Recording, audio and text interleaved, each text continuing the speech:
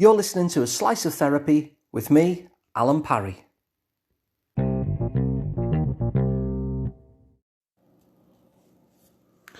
When I was a child, I remember being in an English lesson, and I must have been about 14. And the English teacher was taking us through this poem, and I don't remember what poem it was now, but I remember being sat there and he was taking us through it line by line. And we were trying to interpret what it was that the poem was attempting to say. And there was a lot of debate, really, about what the poem was going to say. I know some of the people in the class disagreed with other people in the class about what a particular line meant. And the teacher had a different point of view, and so this argument went on line by line about what this poem actually meant. And I noticed that as I sat there listening to this discussion and coming up with my own thoughts about what this poem might mean, I realised I was getting frustrated. I realised that the thought that was coming into my head was that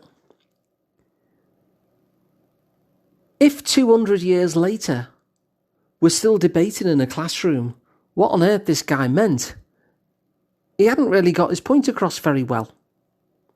And so while they were debating this, I kind of tuned out. I thought, I'm done with this poem. If he really wanted us to know what he meant, why didn't he tell us? And yet, sometimes I'm guilty of the same thing. I think we all are. We're guilty of the same thing, which means that if we really want somebody to know what we mean, why don't we just tell them? And yet, we also talk in a form of poetry. We can also talk in a form of vagueness, where what we do is we drop hints. We give metaphors. We kind of throw out suggestions. And what we're hoping is that the other person will catch on. In fact, we think, well, we've dropped enough hints here. What more do I need to say for them to understand what I'm trying to get across to them? Well, just like that poet, what more that we can say is what we actually mean, pretty explicitly on the nose. And so what tends to happen is, because we speak like poets, or at least those kind of poets that still need to be debated 2 centuries later in an English class about just what on earth he meant. Because we speak like those kind of poets, the unfortunate thing is that we end up not getting our needs met. And I know sometimes there are people in our world who have no interest in meeting our needs necessarily, but, most of the time, it feels good to meet somebody else's needs, doesn't it? It gives us a sense of contribution. It's a really fun game. And yet there we are, with someone who would probably really find it very enjoyable to meet our needs. And instead of just making it clear what our needs are, we go into poetry. We go into this vague suggestion, these hints about what we want. And then both of us are left confused.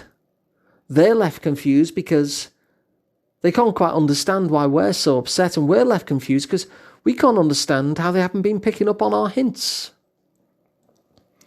And so maybe it's a good idea to break out of the kind of vague poetry that needs debating 2 centuries later. Perhaps what we need to do is say explicitly what it is that we need. Perhaps what we need to do is to assume that the other person is really, really desperate to meet our needs, would find that a really fun thing to do, if only they knew what they were. If only they were given some explicit guidance as to how to do that. Because if we assume that the other person is desperate to meet our needs and all they need is for us to explicitly and clearly tell them what those needs are and how to meet them, then what's going to be much more likely is that we get those needs met. And so If you notice, as I do, that trait within yourself where you'll drop a hint, maybe you can catch yourself in those moments and think, well, hang on. If I'm really assuming that this person is desperate to meet my needs, and if I'm really assuming that all they need is for me to be explicit, so I would tell them how they could possibly do that, then that changes things, doesn't it? Because what that means then is that we drop the hints, we drop the vague poetry, and we just tell them what we need. And we tell them what would meet that need. And we give them the gift of knowing what that is, so that they could have the joyful experience of meeting that need for us. I don't know about you, but I find that it's really a joyful thing to meet somebody's needs. And I'm sure you do as well. If you think back to any recent act of kindness that you've done another human being, that came from the energy of, you didn't have to do it, but you just wanted to do it. It just felt like a good thing to do in the moment. Not because you were trying to escape a punishment, or you were trying to get a reward, or someone had your arm twisted up your back, but simply because you wanted to do this for the person. Now, when you think about what that is, it feels good, doesn't it? It feels good. When people tell those stories about a recent act of kindness, we always seem to tell it with a smile on our face. And yet, we deny that to the people who are closest to us, because we speak in this vague poetic language that nobody understands. And the classrooms debate 2 centuries later and still don't find out what they really meant. And so my invite is to drop the poetry. And by that I don't mean to drop beautiful language. Speak in whatever beauty of language that you like. But be clear. Make it obvious what you want. And assume that the other person is really, really keen to give you what you need, if only they were guided well as to how they could possibly do that. And once you make that assumption, maybe you have the confidence to just state it, not hint it, but to be really, really clear.